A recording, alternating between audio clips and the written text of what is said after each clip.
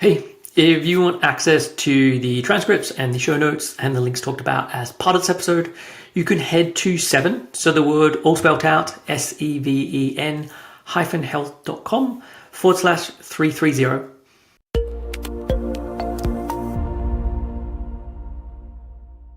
Hey everyone, welcome back to another episode of Real Health Radio. I am your host, Chris Sandel. I'm a nutritionist and a coach and an eating disorder expert, and I help people to fully recover. So before we get on with today's show, I just have an announcement that I'm currently taking on new clients. If you are living with an eating disorder and would like to reach a place of full recovery, then I would love to help. And it really doesn't matter how long this has been going on, whether you are in your sort of early 20s and this has been a fairly new thing, or you're in your late 40s or early 50s and this has been going on for multiple decades. I truly believe that everyone can reach a place of full recovery, and I would love to help you reach that place. And so if this is of interest to you and this is something that you want to have happen, even if it feels like it's something out of reach, then please get in contact. You can send an email to info@7-health.com and just put coaching in the subject line and I can send over the details to you. And I really think that this episode today is going to be very much connected to that. And so what I want to do as part of this episode, it is a solo episode. It is just me. I've jotted down some notes and I'm going to be talking about a topic. And the topic today is common mistakes that I see in recovery. And I was really wanting to do this because I've been reflecting on the clients that I'm working with and seeing the people who are really making strides and things are going well versus the people where it feels a little stuck and we're not making the kind of progress that I would like them to make or that they would like to be making. I did this based on just my reflection of working with people for a really long time and starting to think about what gets in the way so often. And I know that if I do this in a couple of months' time, there's probably going to be some other things that are coming up that I want to add here. But this is what I've sort of brain dumped this morning before hitting record on this one. And so when I think about the common mistakes that I see, like the first one that comes up a lot is setting a goal in recovery and then bailing on it and not following through on it. And the one thing I do want to say with this is I think goals and goal setting is really important for recovery.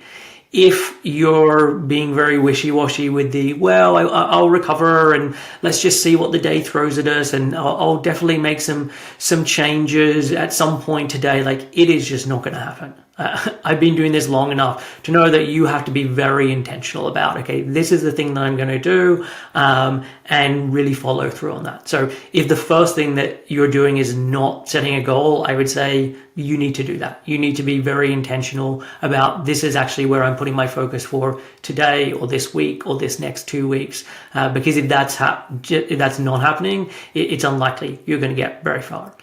But if that does happen and you say, okay, this is going to be my goal, it really is, you need to follow through on that. And you need to follow through on that irrespective of what comes up.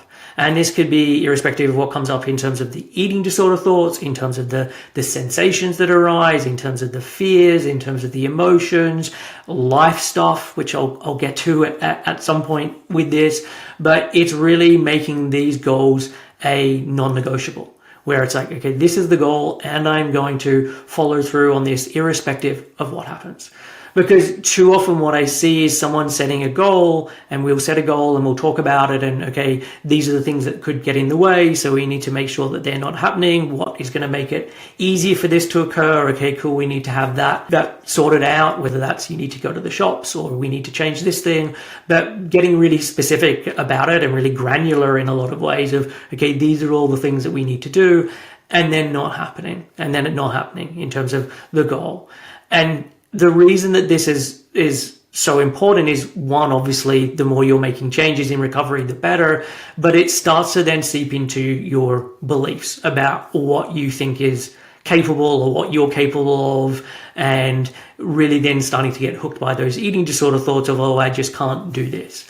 And so it's then really important to say, okay, this is the goal, and then follow through on it. Because if you start to do that, if you set a goal and follow through on it, and you do it for 5 days, 7 days, 2 weeks, you start to realize, I can actually do this thing. even when those thoughts come up, I still stuck to it. And you also start to notice upsides for doing that. I think there's this real myth that when I do recovery, man, I'm going to just have to have this horrendous period for a really long time where I'm seeing no benefit. And then at some point in 6 months' time or 9 months' time or 2 years' time, then I'll start to notice a benefit. And that's just not true. Within a matter of days, people can be seeing changes. And it's not that their life has drastically changed, but there can be some really important changes that people start to notice, whether it is with their energy or with their sleep or with their digestion, or just my belief in myself has now changed because of what I've been able to do. And so this is why it becomes so important to make those goals non-negotiable. And what I would say is the worst version of this in terms of the mistakes people make is when they set this really tiny goal. So rather than saying, okay, what is useful for my recovery? It's like, let's ask the eating disorder what it would suggest it would allow me to do. And basically any iteration of that, the eating disorder is still saying that's too much. So someone sets this really tiny goal and then they still don't do it. And then this then just adds to the idea of, man, this is just all too hard. I don't even have the capacity to do this. Maybe the next time I set a goal, I need to make it even smaller. And I know that within the literature around goal setting, there's a lot of talk about like, let's make this really tiny change that you know you're going to be able to do. And it feels so small that it's just so easy. And while that may be useful in some areas of life, it just does not work with eating disorder recovery because of what is driving the eating disorder, which is namely being in a low energy state. And so the goal has to be meaningful enough. And so when someone is then setting a goal that is already not going to make much of an upside if it's actually followed through on, and then they don't follow through on it, you're just getting the worst of all worlds as we're doing that. Because when I think about recovery, rather than trying to do the minimum, which I think is what most people are trying to do, like let me eat the minimum amount of food to be able to get there. Let me gain the minimum amount of weight to be able to get there. What is really required is that you go well past that. You blow past what you believe or what the eating disorder believes is acceptable. Because when you do that, you're then in this totally different realm. You're not trying to hold on to anything. You're not in the same place of comparison of, oh, okay, I normally have this bowl of cereal, but I've added an extra 2 spoonfuls into this bowl of cereal, and we're still in that same realm. We're doing something completely different. And it feels like that would be way scarier, but that is actually where people start to really experience true freedom. So as part of this first mistake, it's setting goals and then not following through on them. And the inverse of this, and what I recommend, is setting goals that are meaningful and then following through on them and noticing in a fairly quick amount of time that there is some upside for doing this. The next one that I see, which is common, and this kind of often goes hand in hand with the goal setting piece, is delaying making a change until later in the day. And this could be, as I talked about, someone just not setting a goal at all. And just I wake up, I feel like, yeah, I should do something connected to recovery. Let me just get through the first couple of hours and maybe we'll think about that in the afternoon, or we'll think about that in the evening time. And as I said, that just typically leads nowhere. And that change just doesn't happen. But also it could be when I'm setting a goal, I'm going to set the goal for making a change later in the day. And so I'm going to set it for in the afternoon time or in the evening time. And it's not that can't happen, that someone can't make some changes later in the day. But what often happens is that the earlier part of the day, and often the first actions that someone is taking, is setting the tone for how the day is going to unfold. And if you are not setting the tone in terms of pro-recovery changes and you're setting the tone in terms of eating disorder behaviors, it makes it a lot harder to pull back from there. So for example, if you start the day and you go and do fasted exercise, or you take an appetite suppressant, or you're skipping breakfast, you are basically saying, okay, I'm choosing eating disorder behaviors for the first part of this day. And what that means is that by doing those different things, by not having the food, by doing exercise, you're getting into a lower and lower energy state as part of that. You've already not eaten through the night or for a long period of time. And so you're already waking up in this lower energy state. And if you then do things that take you even further down into that, it makes it even more likely you're going to get more eating disorder thoughts. There's going to be more physical sensations where now I'm even more conscious of my belly or my body, and it just makes it so much harder. And so my recommendation is always like, when we're starting to make changes, my focus is typically, let's make a change to your breakfast. Let's make a change to your mid-morning snack. If you're not having those things, let's bring it in. If you're doing exercise at that point of the day, and we'll talk about this in a moment, but like, we need to be moving that out, because we can't be starting the day from a really eating disorder behavior place and then hoping that we will navigate back to a better place later on. It just doesn't happen, and it makes it so much more difficult. And when I reflect on the people who do well in recovery versus the people who are really stuck, it's because, hey, for the first choices you are making, you are setting up your day in a specific way. And if you set it up in a pro-recovery way, it typically goes in that fashion. And it's not that there can't be then challenges that then occur where you're dealing with a sick child or you're dealing with this thing that happened at work. Like, those things happen, and you're then in a better place to be able to deal with it. Because if that happens and you've already skipped your breakfast or done a workout, the likelihood is at that point that you then stick to the goal of making that change or do something that is going to support you in your recovery, then it's just less likely to happen, or nearly never going to happen. Just because, okay, now there's this challenge, it's bringing up more thoughts and emotions, and I can't, I need to hold on to the restriction.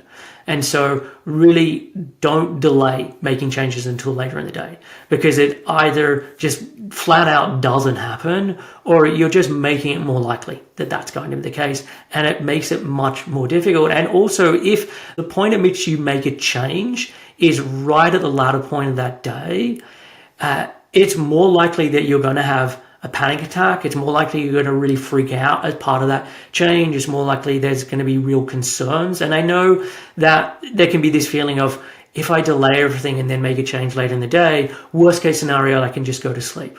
Like, I'm not having to then eke out the rest of the day with the overwhelming thoughts about food or what I've just done or the guilt or all of those things. So I understand why someone wants to do it in that way. But if I look at the likelihood of a change actually taking place, it's highly reduced, but also the likelihood of that event not going particularly well, in terms of the change being the event not going well, I think it is drastically increased, because you're starting making that change from such a depleted state.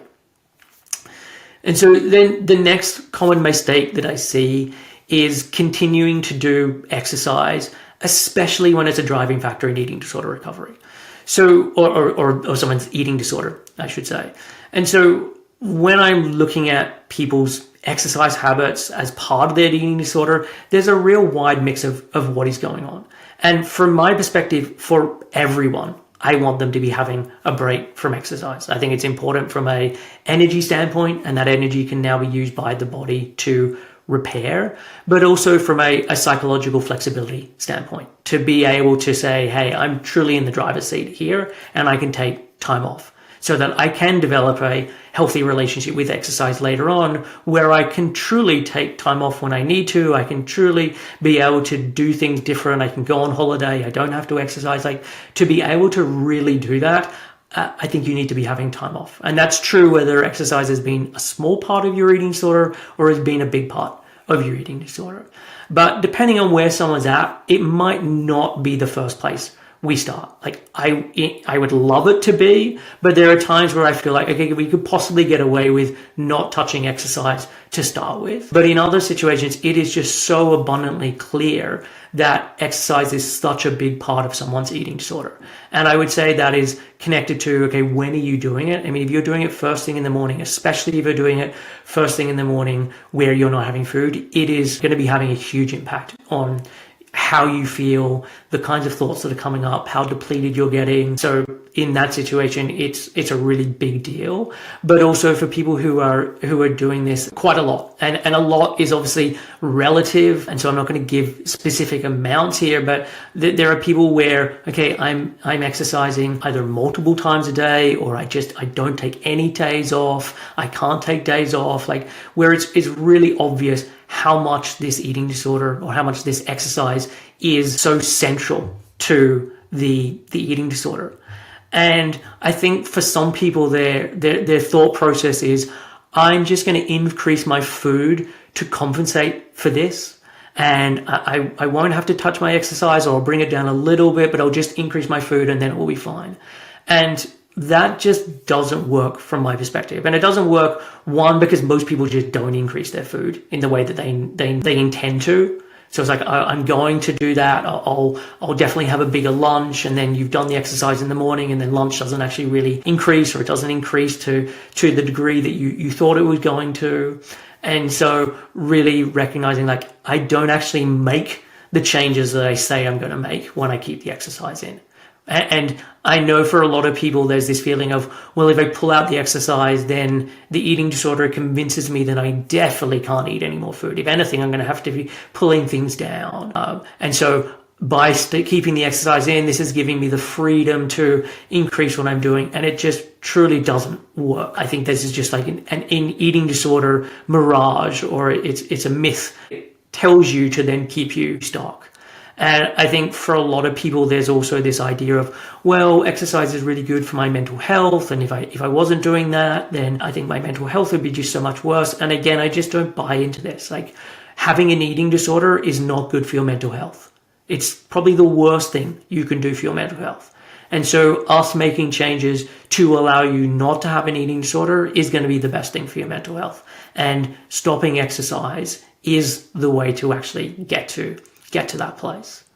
And so I just think that people really need to be, I want to say honest with themselves, but I think that can be hard because of how much the eating disorder warps one's perspective and perceptions. But just recognizing that doing this exercise is having an impact on this eating disorder. And I think it can be difficult as well, because there can be this feeling of, man, you don't know how much exercise I used to do. This is so reduced in comparison to before, which in relative terms may be true. But in terms of what is best for one's recovery, the best option is not having that exercise that is in there. And I've had instances where I can remember clients who've made really massive strides in terms of their eating, but they just weren't willing to take the time off exercise and change in the way. And my warning to them was that, hey, I can see how much of an improvement you've made in loads of different areas, but this one thing that you are just not budging on, I think this is going to come back and bite you. And I think what will happen is, with time, the reduction that you've made will start to inch up. Well, I'm only doing it 3 days a week now, will start to become 4 or 5.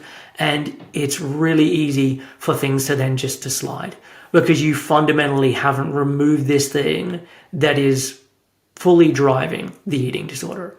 And so really my strong recommendation is that if you are exercising and exercise is part of your eating disorder, that you need to stop that as part of going through recovery.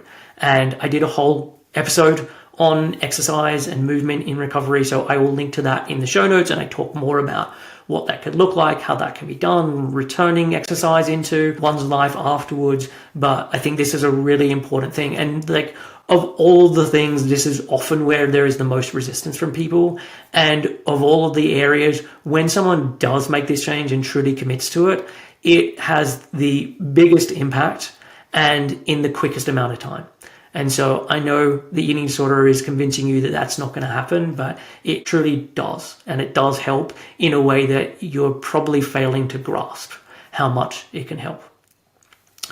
Another mistake that I see is looking at what other people are doing as your guide. And I think that this happens both in terms of looking at what other people are doing in recovery, but more often having a look at what other normal people are doing, whether that's what is my partner doing or eating, what is my mom eating? What are the colleagues at work eating? What are the comments that those people are making anytime cake's brought in or biscuits are shared? And really looking around for what are other people doing to inform what I should be doing as part of my eating. And again, I did a podcast on this recently where the goal of recovery is not for you to be a normal eater. The goal of recovery is for you to eat in a way that helps your body to be able to recover. So you shouldn't be looking around. Or as part of humans, we are always comparing. Like those thoughts are going to come up. It's then recognizing, okay, that thought has arisen. Just because it's arisen does not mean that I need to pay attention to it. Okay, that thought can be there and I can still make the change that I need to make. I can still follow the goals that I've set. Because the more that you're focusing on everyone else, the more that that's going to have an impact on your recovery and not in a positive way. And it's the same thing that I say around what people talk about when talking about other people's bodies, or all of these ideas of, but what is everyone going to think, or what is everyone going to say? The more that the focus is out there, the more that you're going to try and do things to manipulate what other people are going to think and say. And the more that you're going to do things that are not in service of recovery as an attempt to do that. Versus that I'm going to just stay completely within my own lane, and all I'm going to do is focus on what I need to do. It doesn't matter what the other people in my office are eating or doing, because if I try and do that, I am the only one that suffers. I am the only one that continues to live with an eating disorder. It doesn't matter. It doesn't affect them. Like, this is only affecting me. And for a lot of people, this is only affecting me for the last 1 decade, 2 decades, 3 decades. And so being able to just say, hey, I've got to put the blinders on that stuff. I've got to just focus on me. And the more you're able to do that, the more that what other people are doing starts to become a lot less important. And you start to realize that actually it wasn't about everyone else's opinion. It was actually about my own opinion. I just seeing this confirmation bias in that's what other people say and that's what I'm afraid of. And so being able to say, you know what, my guide is not what everyone else is doing. My guide is what is important for me. And this is true even when looking at what are other people doing in recovery. Because yes, sometimes it can be useful to understand what other people are doing. And as part of the work that I do with clients, there's a group component, and we have group calls, we have group meal support calls. Like, there is seeing what other people are doing. And you can look around at what other people are doing and use that in a really beneficial way, where it's bringing curiosity to it and bringing interest to it and saying, oh, okay, that's interesting. They're doing it in that way, and this other person's doing it in this other way, and they did this thing. And okay, great. Like, that's really useful, but not where, okay, I'm going to find someone else in recovery who's doing the minimum and I'm going to make that my maximum.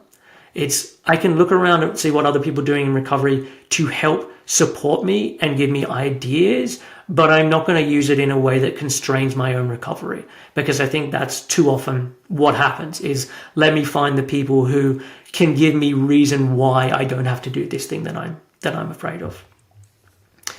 So the next one is, and this is a really common mistake that I see, is really believing the thoughts. And this is believing the eating disorder thoughts. So the thoughts that I can't do this, I won't be able to handle this, that these thoughts are true that I'm having, and really getting hooked by those eating disorder thoughts. And I mean, I've said this many times on this podcast before. I say it many times to clients, like, you are not your thoughts. Like, your thoughts think themselves, they come into your conscious awareness, and then you become aware that they are there. And when you're living in an eating disorder and you're in that physical state within your body, there are certain thoughts that are going to arise much more commonly. And just because those thoughts are coming up doesn't mean that it's a value of yours. It doesn't mean that it's true. It doesn't mean it's important. It doesn't mean that you have to give it your attention. And even if something may be true, you can also recognize me spending my time getting hooked by this and focusing on it isn't helping me in my recovery. It's not helping me to have the kind of life that I want to lead. It's not helping me to have the kind of relationships that I want to have. And so, yes, this thing can be true, but actually it doesn't help me at all to spend my time thinking about this. And so I notice that this thought has been generated, and I'm going to use different tools. And this is stuff that I work on with clients, like different tools to then still be able to take that action. And I also think that this can often happen as well when things have been going pretty well. So things have been going well, then there's some kind of setback that happens, and people get into this very black and white thinking around, oh, I'm just never going to be able to do this. Like, yeah, maybe I did it for a week, but man, it's just too much. And so really starting to believe those thoughts. And again, I've done another episode on cognitive distortions, which again, I'll link to in the show notes, because I think that's a really important thing to recognize all these different types of thoughts that the mind will generate. And when you're then noticing those, because, oh, I know that there is that type of cognitive distortion, but really noticing that, okay, thoughts are just thoughts. Thoughts think themselves. Just because I had a thought doesn't mean that I have to follow through on it. Because again, when you're making changes, there are going to be lots of eating disorder thoughts. Like the idea that I decide that I'm going to do recovery and all of that stuff just drops away and just disappears, it's just not true. If anything, it's going to get worse in the short term. Like there's going to be more of those things coming up because you're knocking against it. You're doing things that go past what you were doing before. So the managing of expectations for me is, okay, this is going to happen. There's going to be this increase, and you can still make that change. Another common mistake that I see is letting life getting in the way of recovery, but still making time for the eating disorder. And I think this comes up again and again. And where people are like, oh my God, work is just so busy at the moment.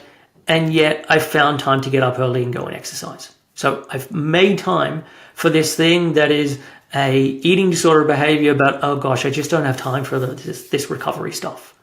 Or my kid is sick, and so I just couldn't eat breakfast. I guess I found some time this afternoon to do some cleaning around the house. So there was some low level movement, but I just couldn't do the recovery goals. And I think this just comes up again and again. And I know that this is situations where it becomes more difficult, because when there are things that mean that your day is going differently to how it usually goes, or this thing I wasn't expecting, i.e. a sick kid, is now kind of in my lap and I'm having to deal with it, I know that it's going to be more likely to want to lean on the eating disorder behaviors. If this has been your way of coping, which is what an eating disorder turns into, even if that's not how it started, it becomes someone's very blunt instrument for dealing with all of life's challenges, whether it's very much connected to my body or food or exercise, or it's just connected to any challenge in life. But just being able to recognize that I say that I can't do recovery in these situations, that I don't have the time, or it's too much, or it's too busy, and yet I'm really dedicating this time to the eating disorder. Like I'm finding time to do the eating disorder and make that an absolute priority, because it's rare, and rare might not even be the right word. I can't even think off the top of my head of a single client who said, life got so busy that I just stopped doing the eating disorder. It was just, I just didn't have time to be able to do it, so I just stopped doing it. That just doesn't happen. But it definitely happens when people talk about recovery. Life got so busy, and just recovery, it fell into the background. I just wasn't doing the things that were really important as part of it. And when I think about the people who do well in terms of recovery and keep up with it, it's life got lifey, and yet I still continued on with doing the goals and doing the things that were so in my recovery. And this is where your recovery really can take off. Because if I'm able to do this in these really hard moments, when things get easier, it's going to be even easier to do.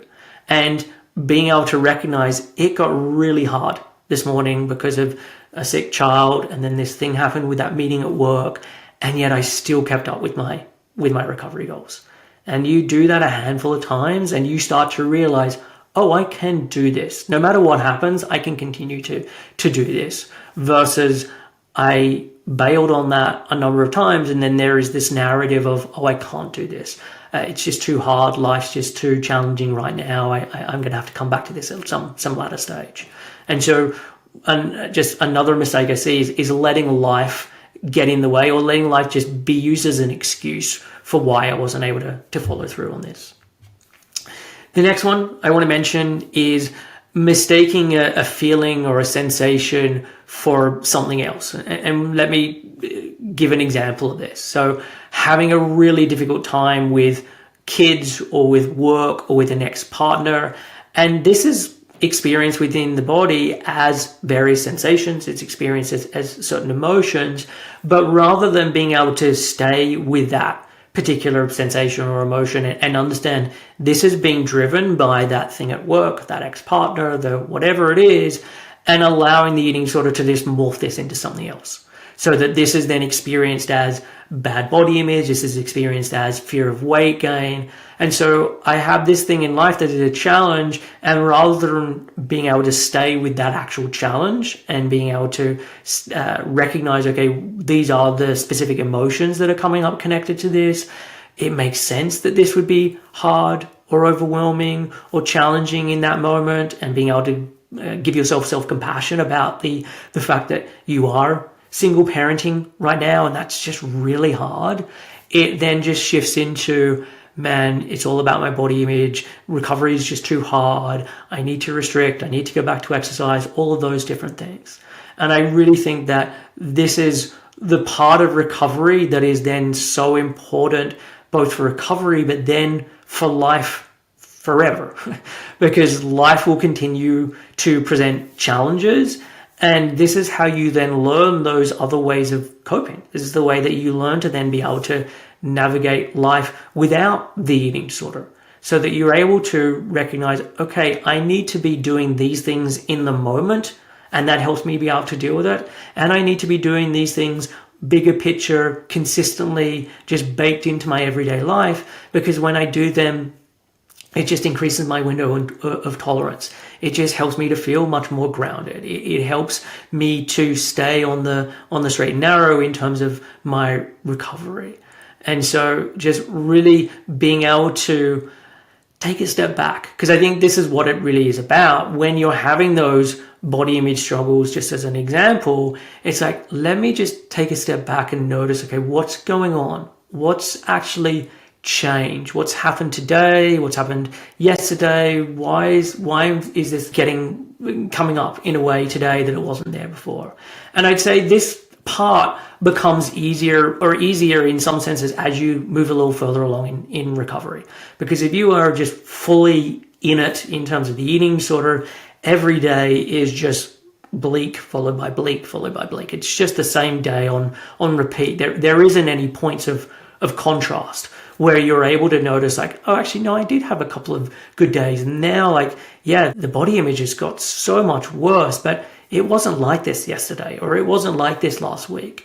And so getting to that point where you're able to notice those points of contrast, but then when that is there, being able to have that awareness, being able to have that pause, to be able to step back and survey what's going on and be curious about, this is interesting.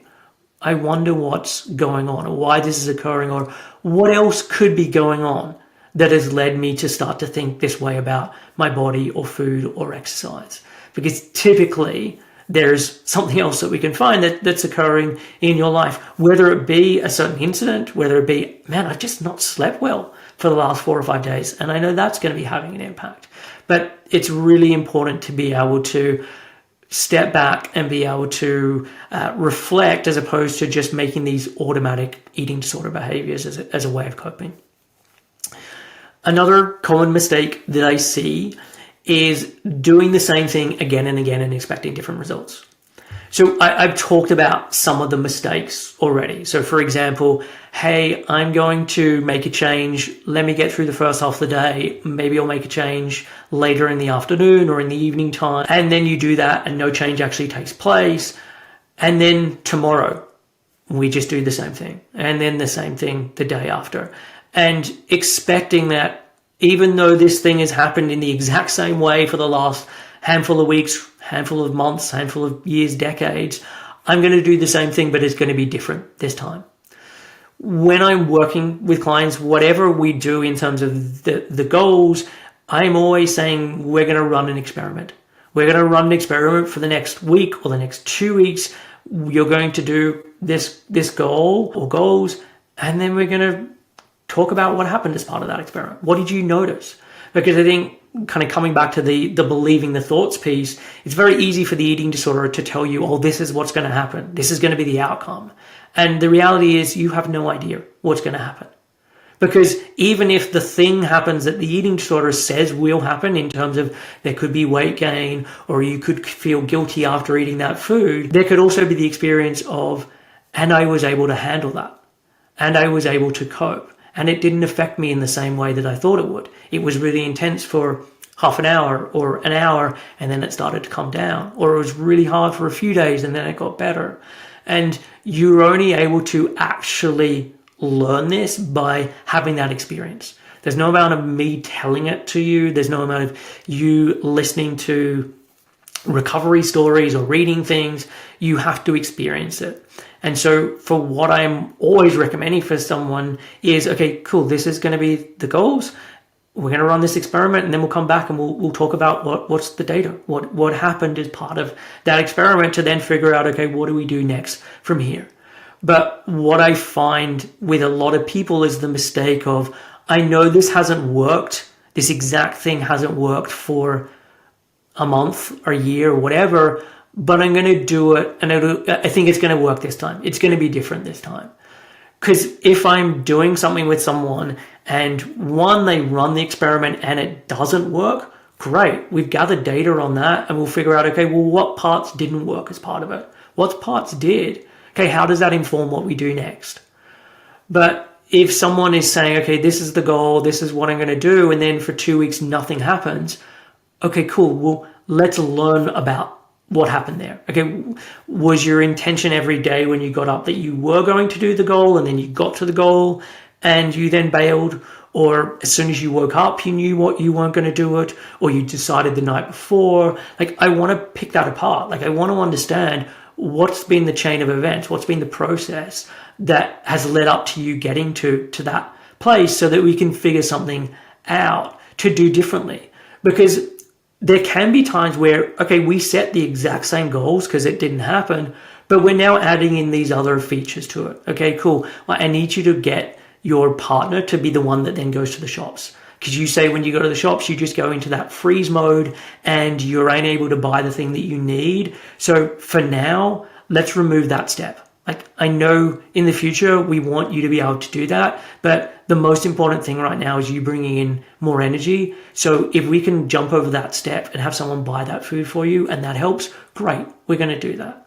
And so really learning from what you have been doing to then make better choices, to do things differently. And that's true, as I said, like, even when things don't go well, we can still learn from it. But if there's no real learning, there's just, I will do it the same way, but this time I'll try a little harder, or I think it will be different. Like, it typically isn't. It's rare that someone just does the same thing and then lo and behold, after a couple of months, for some unbeknownst reason, it just changes. Like, it doesn't typically work like that. So it's going back to the drawing board and thinking, okay, what do we need to change as part of these goals? So the final one that I want to mention is just the idea of trying to do this on your own. And obviously this isn't happening when I'm working with clients, although it can in some degree if someone's then not really communicating. When I work with people, I say, hey, I want to be hearing from you between calls. If I'm not hearing from you, it's normally not great news. Because for a lot of people, if they're not doing what they should be doing in terms of the goals, there's oh my gosh, I don't want to tell him, I don't want to say, so I pull back, I don't message, I'm not in contact. And I get the pull to do that, the worry or the fear or the feeling shame or all the things that can then come up as part of it. But from my perspective, I'm always like, you're not going to get in trouble. Like, at no point am I going to be shouting at you. At no point am I going to be belittling you. As I talked about a moment ago, okay, let's talk about this. What's happened? Like, tell me what's happening leading up to it. Like, let's figure this thing out so we can make a plan. And so when I think of recovery, it is one of the hardest things that you will ever do. And I say this not to then scare you off from doing it, because people do very hard things. And I bet that if you reflect on your life, there's been many hard things that you've already done. It's just, we're going to do something that is one of the hardest things, if not the hardest things in my life. And I'm going to try and do this on my own. And I'm going to try and piece it together based on some stuff that I hear in podcasts, or some things that I pick up from Instagram, or this thing that I watched about from YouTube videos. Like, I just don't think it works. And it does a number of reasons. Like, one, you're often not doing all the things that you need to be doing as part of it. So you hear me talking about goals, and you're like, yeah, that sounds like a really, and it just kind of kick the can down the road, or maybe deal with that later, and it just doesn't happen. And so it's one, that you're often just not doing the things that you need to in recovery. But two, if you are, as I said before, like, there are lots of thoughts that then start to come up. There are a lot of different emotions that start to come up. And you get into a place where you just start to second guess yourself. So, yeah, I did this for a week, or I did it for a couple of weeks, but then this thing happened. And that, man, it just became all too much. Or you start making a change that is actually the right change, but it doesn't lead to good results to start with. And when I say good results, like, you're not noticing this really positive upside to start with. And from my perspective, if I'm working with you, I'm able to say to you, actually, that is it's fine. That's totally normal. The trajectory with this is those things happen in the beginning, and it will get better. So you're not actually doing something wrong. That is the right change to be making, or that's the right things to be experiencing. Just keep going with this. Also, the inverse of that. Someone does something and it's like, oh, this is a really good idea. I should keep doing this. It feels like it's working. And actually, it's leading them in the wrong direction, and they shouldn't really be doing that. And again, if I'm working with them, I'm able to have that conversation and say, I know it feels like it's working. These are the reasons why I think this is a red flag, and why I would suggest doing something different. And it's just, with recovery, it's also not quick. Like, it's not that, hey, I did this for a couple of weeks and we're all good. This is something that's going to take time. And again, when I say it's going to take time, you don't need to make it longer than it needs to be. I think for most people, they are making recovery way longer than it needs to be, especially the piece where it is most challenging. The bit where it is most challenging in those early stages could be much quicker if people were doing the things that would actually support that. And even when you're doing that, it still takes time. And so it's important then to have someone, or someones to be able to support you with that. And I know there are people online, and there are people with very big platforms or vocal voices who talk about their doing recovery on their own and how they are able to do it. And it's not that I doubt that they did it, although there are definitely people I doubt online of whether they are really truly recovered based on what I can glean from different posts, or the way they talk about things, or whatever. But even if there are those people who truly do this on their own, they are like the tiniest fraction of a percentage.